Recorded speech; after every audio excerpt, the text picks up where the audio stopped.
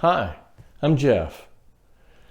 If you joined me the last time, you'll recall that I spent a few minutes in sharing my thoughts regarding the role of talent acquisition and recruitment as an effective tool in helping you not only survive but thrive through this period that many are calling the Great Resignation.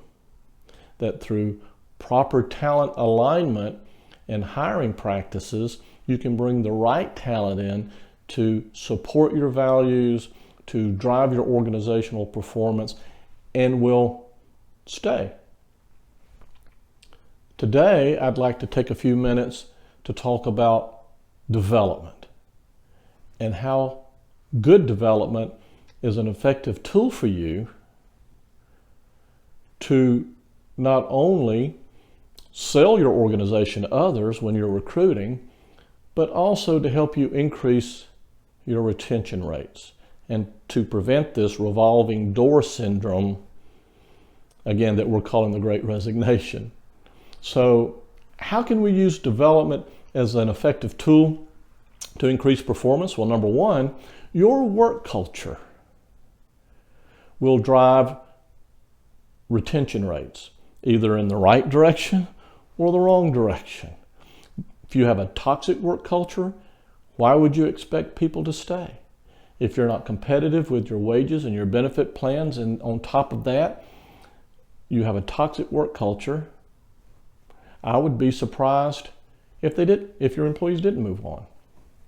On the other hand, if you have a positive, supportive work culture that includes effective performance feedback, that includes effective employee development, that lets employees know what their development plans are, and that development's not just by chance, but there is a plan, right? And this is why we're doing it.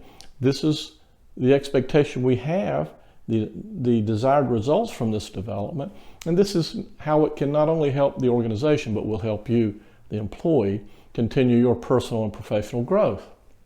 So development is a powerful tool to drive retention in the right direction if done well. And when I say development, I'm not just talking about leadership development, but what technical training processes do you have in place? Are they engaging? What onboarding processes do you have in place? You know, an effective onboarding process will positively increase your retention rate over time. It's been proven. There are statistics out there that with an effective onboarding and development process and an engagement of that employee for at least the initial 6 months of that employment, that those employees are more likely to stay over the longer term. Because what you're wanting to do as an employer, you want that group of employees, you want that team to be a high-performing team. You want that group of employees to charge the hill for you as an organization and charge the hill for your leaders and for their direct managers when you need for them to charge the hill. And as we all know, during this pandemic, we've needed our employees to charge that hill for us over and over and over again, to the point to where many have dropped out due to burnout and other reasons, as we talked about last time. This time, how can we take development as a positive tool?